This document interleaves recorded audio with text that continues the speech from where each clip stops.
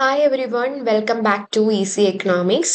ഇന്ന് നമ്മൾ ഡിസ്കസ് ചെയ്യാനായിട്ട് പോകുന്നത് പ്ലാനിംഗ് കമ്മീഷനെ പറ്റിയിട്ടാണ്. ഓക്കെ, സോ നമ്മൾ കഴിഞ്ഞ വീഡിയോയിൽ നീതി ആയോഗിനെ പറ്റി ചെയ്തിട്ടുണ്ടായിരുന്നു. അതിൻ്റെ ഒരു ഇൻട്രൊഡക്ടറി ക്ലാസ് തന്നിട്ടുണ്ടായിരുന്നു. അപ്പം അത് കഴിഞ്ഞൊരു ക്യാപ്പ് എടുത്തു, എനിക്ക് കുറച്ച് ഹെൽത്ത് ഇഷ്യൂസ് ഉള്ളത് കൊണ്ടാണ്. സോ അപ്പം നമുക്ക് ഇനി പ്ലാനിംഗ് കമ്മീഷനെ പറ്റിയിട്ട് ഈ ക്ലാസ് ഡിസ്കസ് ചെയ്യാം. അപ്പം നമ്മുടെ റിസർച്ച് ഓഫീസറിൻ്റെ ക്ലാസ്സസ് വീഡിയോ സീരീസ് ആണ് ഇപ്പം ഞാൻ അപ്ലോഡ് ചെയ്തുകൊണ്ടിരിക്കുന്നത്. അപ്പം നിങ്ങൾ അത് കാണുക, നോട്ട്സ് ഒക്കെ എഴുതിയെടുക്കുക, പഠിക്കുക. ഓക്കെ, സോ നമുക്ക് സ്റ്റാർട്ട് ചെയ്യാം. Planning commission of India. നമുക്കറിയാം പ്ലാനിംഗ് കമ്മീഷൻ എന്നാണ് എസ്റ്റാബ്ലിഷ് ചെയ്തത്? 1950 മാർച്ചിലാണ് അല്ലെ, മാർച്ച് 15-ാം തീയതിയാണ് പ്ലാനിംഗ് കമ്മീഷൻ എസ്റ്റാബ്ലിഷ് ചെയ്യുന്നത്.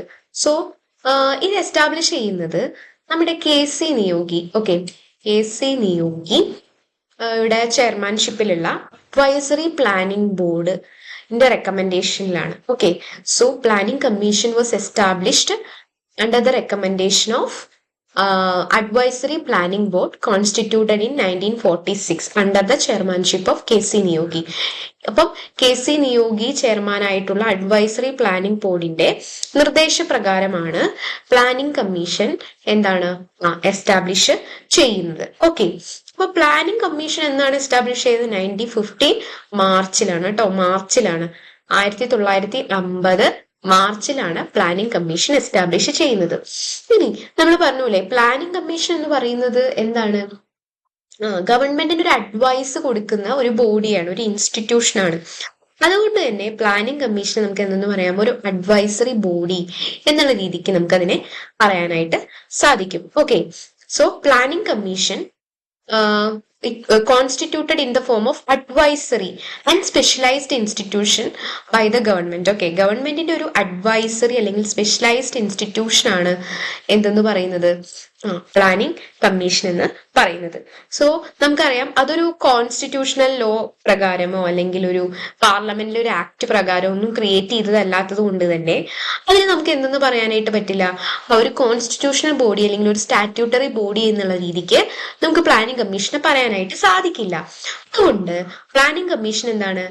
Planning commission was neither A constitutional body. Okay, neither A constitutional body nor A statutory body. Otherwise നമുക്ക് എന്ത് പറയാം? Non constitutional, okay, extra constitutional അല്ലെങ്കിൽ നോൺ സ്റ്റാറ്റ്യൂട്ടറി ബോഡിയാണ്. ഓക്കെ, ഒരു നോൺ കോൺസ്റ്റിറ്റ്യൂഷണൽ അല്ലെങ്കിൽ എക്സ്ട്രാ കോൺസ്റ്റിറ്റ്യൂഷണൽ അല്ലെങ്കിൽ non statutory ബോഡിയാണ് എന്തെന്ന് പറയുന്നത്? പ്ലാനിംഗ് കമ്മീഷൻ എന്ന് പറയുന്നത്. അപ്പൊ അതൊരു സ്റ്റാഫ് ഏജൻസി മാത്രമാണ് പ്ലാനിംഗ് കമ്മീഷൻ എന്ന് പറയുന്നത്. Okay, it was only A staff agency and advisory body. Okay, അതിനെന്തില്ല? എക്സിക്യൂട്ടീവ് റെസ്പോൺസിബിലിറ്റീസ് ഇല്ല. ഓക്കെ, ഗവൺമെന്റ് മാറുന്നതിനനുസരിച്ച് എന്ത് സംഭവിക്കും? അതിന്റെ നേച്ചറിനും എന്താണ് ഓർഗനൈസേഷനും ഒക്കെ ടൈം ടു ടൈം അതിന് മാറ്റം ഉണ്ടാവും. ഓക്കെ, ഗവൺമെന്റിന് അതിന് ചേഞ്ചസ് വരുത്താനായിട്ട് സാധിക്കും. അതുകൊണ്ടാണല്ലോ ഇപ്പൊ നീതി ആയോഗ് വന്നത്. ഓക്കെ, അപ്പൊ അതുകൊണ്ട് തന്നെ അതൊരു അഡ്വൈസറി ബോഡിയാണ്. അതിന് എക്സിക്യൂട്ടീവ് റെസ്പോൺസിബിലിറ്റീസ് ഇല്ല. അതൊരു സ്റ്റാറ്റ്യൂട്ടറി ബോഡിയല്ല, അതൊരു കോൺസ്റ്റിറ്റ്യൂഷണൽ ബോഡിയല്ല, അതൊരു എന്താണ് എക്സ്ട്രാ കോൺസ്റ്റിറ്റ്യൂഷണൽ ബോഡി അല്ലെങ്കിൽ നോൺ കോൺസ്റ്റിറ്റ്യൂഷണൽ ബോഡിയാണ്, ഒരു നോൺ സ്റ്റാറ്റ്യൂട്ടറി ബോഡി ആണ്. ഓക്കെ, നെക്സ്റ്റ് അതിന്റെ ചെയർമാൻ ആരാണ്? നമുക്കറിയാം ആരായിരുന്നു ആദ്യത്തെ ചെയർമാൻ എന്ന് പറയുന്നത്? ജവഹർലാൽ നെഹ്റു. പ്രൈം മിനിസ്റ്റർ ആയിരിക്കും ഇതിന്റെ ചെയർമാൻ എന്ന് പറയുന്നത്. സോ നമുക്കറിയാം ഫസ്റ്റ് പ്രൈം മിനിസ്റ്റർ ആരായിരുന്നു? പണ്ഡിറ്റ് ജവഹർലാൽ നെഹ്റു ആണ്. അപ്പൊ നെഹ്റു ആണ് അതിന്റെ ചെയർമാനായിട്ട് ഉണ്ടായിരുന്നത്. സോ നെഹ്റു ആണ് അതിന്റെ എക്സ് ഒഫീഷ്യോ ഫസ്റ്റ് ചെയർമാൻ അല്ലെ. എക്സ് ഒഫീഷ്യോ ചെയർമാൻ ആരായിരുന്നു? നെഹ്റു ആയിരുന്നു. അപ്പൊ പ്ലാനിംഗ് കമ്മീഷന്റെ ആദ്യത്തെ ചെയർമാൻ എന്ന് പറയുന്നത് ആരാണ്? ജവഹർലാൽ നെഹ്റു ആണ്. സോ അതിനൊരു ഡെപ്യൂട്ടി ചെയർമാൻ ഉണ്ട്, അതിനൊരു ഫുൾ ടൈം ഡെപ്യൂട്ടി ചെയർമാൻ ഉണ്ട്. ആരായിരുന്നു അതിന്റെ ഡെപ്യൂട്ടി ചെയർമാൻ? ഗുൽസാരി ലാൽ നന്ദയായിരുന്നു ആദ്യത്തെ ഡെപ്യൂട്ടി ചെയർമാൻ. ഓക്കെ, അപ്പൊ ഈ കമ്മീഷൻ എന്ന് പറയുന്നത് ഒരു ഫുൾ ടൈം ഡെപ്യൂട്ടി ചെയർമാൻ ഉണ്ട്. ആ ഡെപ്യൂട്ടി ചെയർമാൻ ആണ് അതിന്റെ ഡിഫാക്ടോ എക്സിക്യൂട്ടീവ് ഹെഡ്. ഓക്കെ, അപ്പം എക്സ് ഒഫീഷ്യോ ആരാണ്? പ്രൈം മിനിസ്റ്റർ ആയിരിക്കും അല്ലെ. അപ്പൊ ഡിഫാക്ടോ എക്സിക്യൂട്ടീവ് ഹെഡ് ആരായിരിക്കും? ഡെപ്യൂട്ടി ചെയർമാൻ ആയിരിക്കും. ഓക്കെ, ഇപ്പൊ കമ്മീഷന് പ്ലാനിംഗ് കമ്മീഷൻ ഉണ്ടായിരുന്ന സമയത്ത് അതിന് 7 ഫുൾ ടൈം മെമ്പേഴ്സ്, അതായത് 4 മുതൽ 7 വരെയുള്ള ഫുൾ ടൈം എക്സ്പേർട്ട് മെമ്പേഴ്സ് ഉണ്ടായിരുന്നു. പിന്നെ അതുപോലെ തന്നെ സെൻട്രൽ മിനിസ്റ്റേഴ്സ് അതിന്റെ ഭാഗമായിരുന്നു, അവർ പാർട്ട് ടൈം മെമ്പേഴ്സ് ആയിരുന്നു. അങ്ങനെ പ്ലാനിംഗ് കമ്മീഷൻ എന്താണ്, നമ്മുടെ ഗവൺമെന്റിനെ സഹായിക്കുന്ന ഒരു ബോഡി ആയിട്ട് പ്രവർത്തിച്ച് പോകുന്നു. ഓക്കെ, ഇനി പ്ലാനിംഗ് കമ്മീഷന്റെ ഫങ്ഷൻസ് എന്തൊക്കെയാണ്, ഇമ്പോർട്ടന്റ് ആയിട്ടുള്ള പ്ലാനിംഗ് കമ്മീഷന്റെ ഫങ്ഷൻസ് എന്തൊക്കെയാണെന്നാണ് നമ്മൾ നോക്കാനായിട്ട് പോകുന്നത്. ഓക്കെ, നമ്മൾ പറഞ്ഞു 1950 മാർച്ച് 15 പ്ലാനിംഗ് കമ്മീഷൻ സെറ്റപ്പ് ചെയ്യുന്നത്. അത് സെറ്റപ്പ് ചെയ്ത സമയത്ത് അതിന് എന്തൊക്കെ ഫങ്ഷൻസ് ആണ് അത് നിർവഹിച്ചിട്ടുണ്ടായത്, എന്തൊക്കെയായിരുന്നു അതിന്റെ മെയിൻ ആയിട്ടുള്ള ഫങ്ഷൻസ് എന്ന് പറയുന്നത്. Make an assessment of material, capital and human resources of the country, including technical, personal and investigate the responsibilities of augmenting such of these resources as are found to be deficient in relation to the nation's requirement. നമ്മുടെ രാജ്യത്തിന്റെ ഭൗതികപരമായിട്ടും മൂലധന വിഭവങ്ങൾ അതൊക്കെ എന്ത് നിർത്തുക, അതിനെനിക്കൊന്ന് assess ചെയ്യുക, വിലയിരുത്തുക. Okay, അതില് നമ്മുടെ രാജ്യത്തിന്റെ ആവശ്യങ്ങൾക്ക് വേണ്ടി ഇവയൊക്കെ അസസ് ചെയ്ത് കൊണ്ടുവരുമ്പോൾ അതിലെ കുറവുള്ള വിഭവങ്ങളെയും അതുപോലെ തന്നെ എങ്ങനെയാണ് അത് നമ്മൾ കണ്ടുപിടിക്കാം, അല്ലെങ്കിൽ അതിന്റെ സാധ്യതകൾ എങ്ങനെയാണ് അത് അന്വേഷിക്കുക ഒക്കെ ചെയ്യുക എന്നുള്ളതാണ് പ്ലാനിംഗ് കമ്മീഷന്റെ ആദ്യത്തെ ഫംഗ്ഷൻ എന്ന് പറയുന്നത്. അടുത്തത് എന്താണ്, formulate a plan for the most efficient and balanced utilisation of the country's resources. രാജ്യത്തിന്റെ വിഭവങ്ങൾ, സമാഹരിച്ച വിഭവങ്ങൾ കൃത്യമായി യൂട്ടിലൈസ് ചെയ്തുകൊണ്ട് ഒരു പ്ലാൻ യൂട്ടിലൈസ് ചെയ്യുക, അല്ലെ, ഒരു പ്ലാൻ ഫോർമുലേറ്റ് ചെയ്യുക. ഓക്കെ, ഏറ്റവും ഫലപ്രദമായും തുല്യമായും ആ വിഭവങ്ങള് ആളുകൾക്ക് വിതരണം ചെയ്യുന്നതിന് വേണ്ടി, അത് ഉപയോഗിക്കുന്നതിന് വേണ്ടി, അത് യൂട്ടിലൈസ് ചെയ്യുന്നതിന് വേണ്ടി ഒരു പ്ലാൻ തയ്യാറാക്കുക എന്നുള്ളതായിരുന്നു അതിന്റെ മറ്റൊരു ധർമ്മം അല്ലെങ്കിൽ ഫംഗ്ഷൻ എന്ന് പറയുന്നത്. അടുത്തൊരു ഫംഗ്ഷൻ ആണ് on determination of priority define the stages in which plan should be carried out and the purpose of the allocation of the resources for the due completion of each stage. നമ്മൾ പറഞ്ഞു ഓരോ ഘട്ടത്തിലും ഇപ്പൊ നമുക്കറിയാം നമ്മുടെ priorities determine ചെയ്യണം, അല്ലെ, ഏതിനാണ് നമ്മൾ മുൻഗണന കൊടുക്കേണ്ടത്. ഇപ്പൊ നമുക്ക് പറയാം ഓരോ പ്ലാൻ എടുത്തു കഴിഞ്ഞു കഴിഞ്ഞാൽ ദാരിദ്ര്യത്തിന് ഇമ്പോർട്ടൻസ് കൊടുത്തത്, ഓരോ പ്ലാനിന്റെയും പ്രയോറിറ്റി വ്യത്യാസമുണ്ട്, അല്ലെ. അഗ്രികൾച്ചറിന് പ്രയോറിറ്റി കൊടുക്കുന്നു, ഇൻഡസ്ട്രിക്ക് പ്രയോറിറ്റി കൊടുക്കുന്നു. അപ്പോ ഓരോ പ്രയോറിറ്റി നിശ്ചയിക്കുക, ഓരോ പ്രയോറിറ്റി നിശ്ചയിച്ച് എന്ത് ചെയ്യുക, ആ പദ്ധതി നടപ്പിലാക്കേണ്ട ഓരോ സ്റ്റേജസ് വ്യക്തമാക്കുകയും ഡിഫൈൻ ചെയ്യുകയും എന്താണ് ഈ വിഭവങ്ങള് റിസോഴ്സസ് ഒക്കെ പൂർത്തീകരിച്ച് ഓരോ ഘട്ടങ്ങളും കംപ്ലീറ്റ് ചെയ്യുന്നതിന് വേണ്ടിയിട്ടുള്ള പ്രവർത്തനങ്ങൾ ചെയ്യുകയും ചെയ്യുക എന്നുള്ളത് എന്താണ് നമ്മുടെ പ്ലാനിംഗ് കമ്മീഷന്റെ ഒരു ധർമ്മം ആയിരുന്നു, ഒക്കെ ഒരു ഫംഗ്ഷൻ ആണ്. അടുത്തത് indicate the factors which are tending to retard economic development and determine the conditions in which in view current social political situation should be established for the successful execution of the plan. നമ്മുടെ സാമ്പത്തിക വികസനത്തെ തടസ്സപ്പെടുത്താത്ത ഘടകങ്ങൾ ഏതൊക്കെയാണ്, okay, ഏതൊക്കെ factors ആണ് നമ്മളുടെ സാമ്പത്തിക വികസനങ്ങളെ തടസ്സം നിർത്തുന്നത് അല്ലെങ്കിൽ തടസ്സം നിർത്താത്തത് ഏതൊക്കെയാണ് തുടങ്ങിയിട്ടുള്ള കാര്യങ്ങൾ നോക്കുക. അതുപോലെ തന്നെ എന്താണ് നമ്മുടെ സാമൂഹ്യ രാഷ്ട്രീയ സാഹചര്യത്തിൽ നമ്മുടെ പ്ലാന് എങ്ങനെയാണ് വിജയകരമായി അത് നമുക്ക് നടപ്പിലാക്കുക, അതിനു വേണ്ടിയിട്ട് എന്തൊക്കെയാണ് ആ പ്ലാൻ എങ്ങനെയൊക്കെയാണ് എക്സിക്യൂട്ട് ചെയ്യേണ്ടത്. ഇപ്പൊ നിലവിലെ സോഷ്യൽ പൊളിറ്റിക്കൽ സിറ്റുവേഷൻ അനുസരിച്ച് എങ്ങനെ ഒരു പ്ലാൻ രൂപീകരിക്കും, ആ രൂപീകരിക്കപ്പെട്ട പ്ലാന് വളരെ വിജയകരമായി എങ്ങനെയൊക്കെയാണ് നടപ്പിലാക്കേണ്ടത് തുടങ്ങിയിട്ടുള്ള കാര്യങ്ങളൊക്കെ അതിന്റെ ഫാക്ടേഴ്സ് ഒക്കെ നിർണ്ണയിക്കുക എന്നുള്ളതും പ്ലാനിംഗ് കമ്മീഷന്റെ ഒരു ധർമ്മമായിരുന്നു. Okay, to determine the nature of the machinery which will necessary for the securing successful implementation of each stages of the plan in the all its aspects. Okay, അപ്പം പദ്ധതിയുടെ എല്ലാ ഘട്ടങ്ങളിലും പദ്ധതി വിജയിപ്പിക്കുന്നതിന് വേണ്ടിയിട്ടുള്ള മെഷീനറീസ്, അതിനു വേണ്ടിയിട്ടുള്ള എല്ലാ അതിനു വേണ്ടിയിട്ടുള്ള എല്ലാ കാര്യങ്ങളും ചെയ്യുക.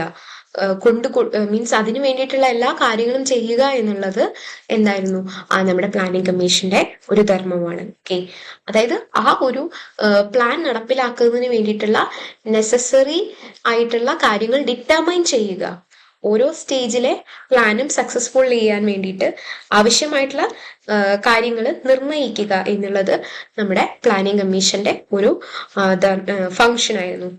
Appraise from time to time the progress achieved in the execution of each stages of plan and recommend the adjustment policy measures such that appraisal may show to be necessary and make such interim sixth objective എന്ന് പറയുന്നത് നമ്മുടെ ഓരോ എന്താണ് ഘട്ടങ്ങളിലും നമ്മൾ കൈവരിച്ചിട്ടുള്ള progress അത് വിലയിരുത്തുക, അതനുസരിച്ച് എന്ത് ചെയ്യുക, നമ്മുടെ നയങ്ങള്, നമ്മുടെ പോളിസീസ് ഒക്കെ പരിഷ്കരിക്കുകയും അതിനുള്ള നടപടികൾ ശുപാർശ ചെയ്യുകയും ചെയ്യുക എന്നുള്ളത് നമ്മുടെ പ്ലാനിംഗ് കമ്മീഷന്റെ ഒരു ഫങ്ഷനാണ്.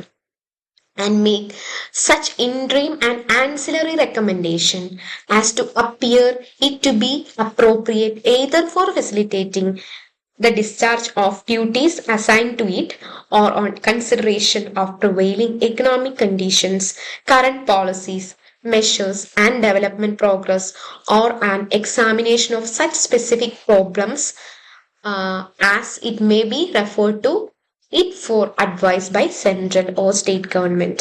നമുക്ക് ചുമതലപ്പെടുത്തിയിട്ടുള്ള കടമകളൊക്കെ അവർക്ക്, അതായത് പ്ലാനിംഗ് കമ്മീഷന്റെ ചുമതലകളൊക്കെ എന്ത് ചെയ്യുക, നിലവിലുള്ള സാമ്പത്തിക സാഹചര്യങ്ങൾ അനുസരിച്ച് എന്ത് ചെയ്യണം, അതിന്റെ പരിഗണനകൾ മാറ്റുകയും അതുപോലെ തന്നെ കേന്ദ്ര സർക്കാരുകളുടെ ഉപദേശം തേടുന്ന പ്രത്യേക പ്രശ്നങ്ങൾ ഉണ്ടെങ്കിൽ ആ പ്രശ്നങ്ങൾ ഏതൊക്കെയാണ് എന്ന് നോക്കുക, അത് ബന്ധപ്പെട്ടിട്ടുള്ള അനുബന്ധമായിട്ടുള്ള ശുപാർശകൾ കൊടുക്കുകയും ചെയ്യുക എന്നുള്ളത് എന്തായിരുന്നു നമ്മുടെ പ്ലാനിംഗ് കമ്മീഷന്റെ ഒരു ധർമ്മമാണ്. ഓക്കെ, എന്താണ് ഒരു ഇൻട്രീം ഇടക്കാല അല്ലെങ്കിൽ ആൻസിലറി ആയിട്ടുള്ള റെക്കമെൻഡേഷൻസ് കൊടുക്കുക.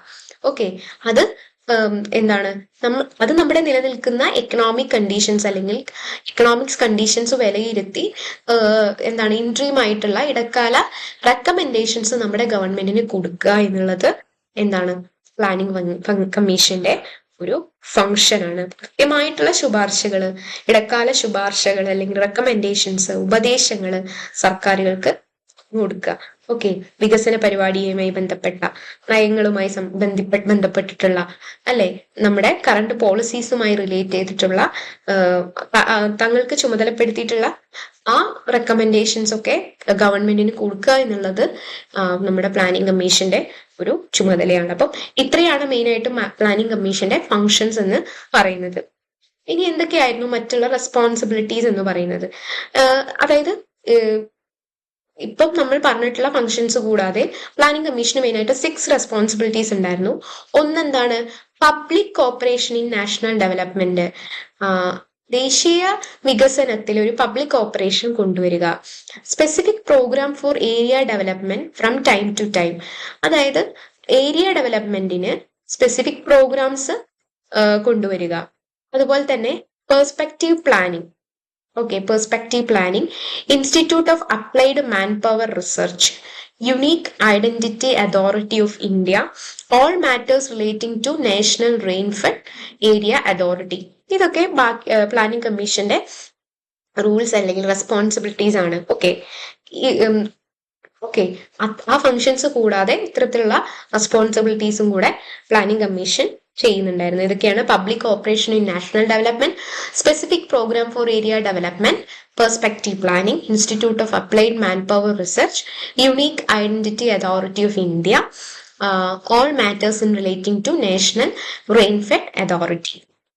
ഇനി പ്രധാനപ്പെട്ട ഒബ്ജക്റ്റീവ് എന്തായിരുന്നു, പ്ലാനിംഗ് കമ്മീഷന്റെ എയിം എന്താണ് എന്നുള്ളതാണ് ഇവിടെ കൊടുത്തിട്ടുള്ളത്. ഒന്ന് മോഡേണൈസേഷൻ. ഓക്കെ, മോഡേണൈസേഷൻ ഒരു പ്രധാനപ്പെട്ട ഒബ്ജക്റ്റീവ് ആയിരുന്നു. High rate of economic growth with a view of improvement in the standard of living. ജനങ്ങളുടെ സ്റ്റാൻഡേർഡ് ഓഫ് ലിവിങ് കൂട്ടുക. എങ്ങനെയാണ്? അതുവഴി ഒരു ഹൈ എക്കണോമിക് ഗ്രോത്ത് അച്ചീവ് ചെയ്യുക എന്നുള്ളതാണ് നമ്മുടെ പ്ലാനിംഗ് കമ്മീഷന്റെ മറ്റൊരു objective. Okay, high economic growth. ഇനി ഇപ്പം നമ്മൾ പറഞ്ഞു മോഡേണൈസേഷൻ, ആധുനികവൽക്കരണം, അതുപോലെ തന്നെ high economic growth, economic self Reliance, ഒരു സ്വയം പര്യാപ്തത സാമ്പത്തിക കാര്യങ്ങളിൽ, അല്ലെങ്കിൽ ഒരു സ്വയം പര്യാപ്തത കൈവരിക്കുക വിഭവങ്ങളില്, അല്ലെ, വിഭവ സമാഹരണങ്ങളിലൊക്കെ ഒരു സ്വയം പര്യാപ്തത കൈവരിക്കുക, ഒരു സെൽഫ് റിലയൻസ് കൈവരിക്കുക. നമുക്കറിയാം അതുവരെ എന്താണ്, നമ്മൾ കൂടുതലും ഒരു ഇമ്പോർട്ട് ഓറിയന്റഡ് ആയിട്ടുള്ള ഇക്കോണമി ആയിരുന്നു, അല്ലെ. അപ്പം കൂടുതലായിട്ടും നമ്മൾ മറ്റുള്ള രാജ്യങ്ങളെ എന്താണ് റിസോഴ്സിന് വേണ്ടി ഡിപ്പെൻഡ് ചെയ്യാതെ ഇവിടെ തന്നെ വിഭവങ്ങൾ ഉൽപ്പാദിപ്പിക്കാനുള്ള ഒരു അറ്റ്മോസ്ഫിയർ ഇവിടെ ഉണ്ടാക്കുക എന്നുള്ളതായിരുന്നു, അല്ലെ. അതുകൊണ്ടാണ് നമ്മൾ പ്ലാൻ പ്രയോറിറ്റീസ് ഒക്കെ മാറ്റിക്കൊണ്ടിരുന്നത്. അപ്പൊ ഒരു എക്കണോമിക് സെൽഫ് റിലയൻസ് കൈവരിക്കുക എന്നുള്ളത് നമ്മുടെ ഒരു ലക്ഷ്യമായിരുന്നു. കൂടാതെ സോഷ്യൽ ജസ്റ്റിസ്, അല്ലെ, സാമൂഹ്യ നീതി, കൃത്യമായി നമ്മൾ സമാഹരിച്ചിട്ടുള്ള വിഭവങ്ങൾ കൃത്യമായി ഡിസ്ട്രിബ്യൂട്ട് ചെയ്യുക. നമ്മൾ അലോക്കേറ്റ് ചെയ്തിട്ടുള്ള resources, natural resources, economic resources കൃത്യമായി വിഭവങ്ങള് ജനങ്ങൾക്കിടയിൽ തുല്യമായി വീതിക്കുക. ഒരു സെൽഫ് ജസ്റ്റിസ്, ഒരു നീതി കൊണ്ടുവരിക.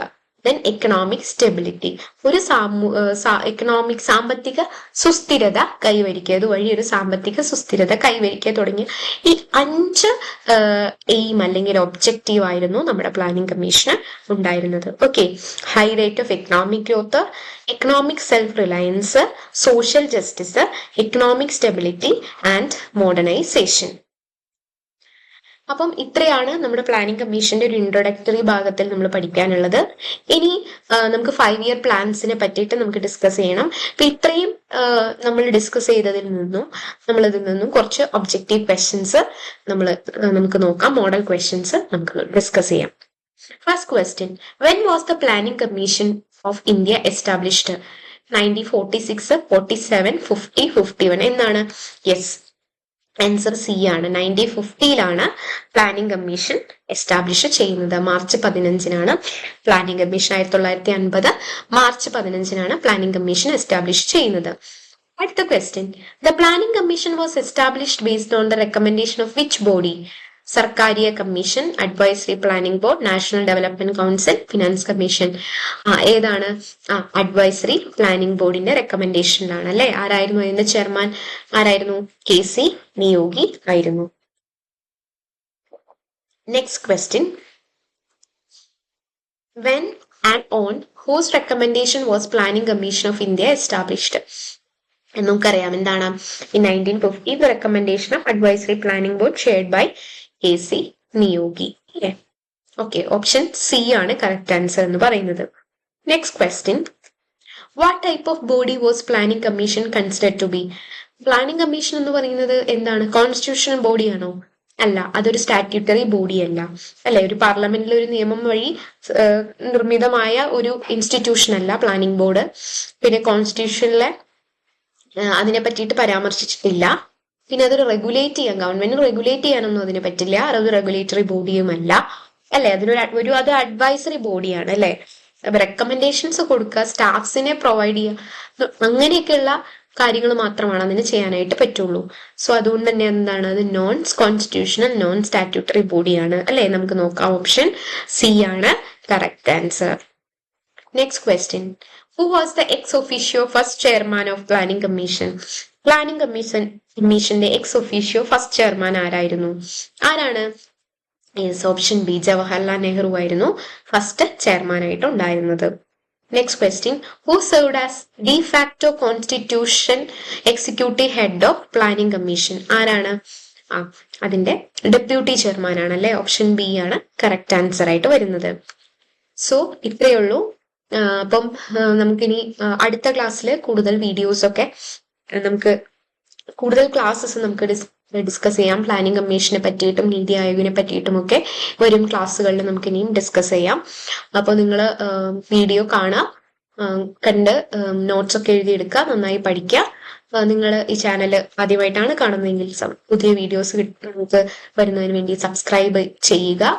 അതുപോലെ തന്നെ നിങ്ങളുടെ ഫ്രണ്ട്സിന്, എക്സാംസിന് പ്രിപ്പയർ ചെയ്യുന്ന നിങ്ങളുടെ ഫ്രണ്ട്സിന് വീഡിയോസ് ഷെയർ ചെയ്ത് കൊടുക്കുക. So thank you.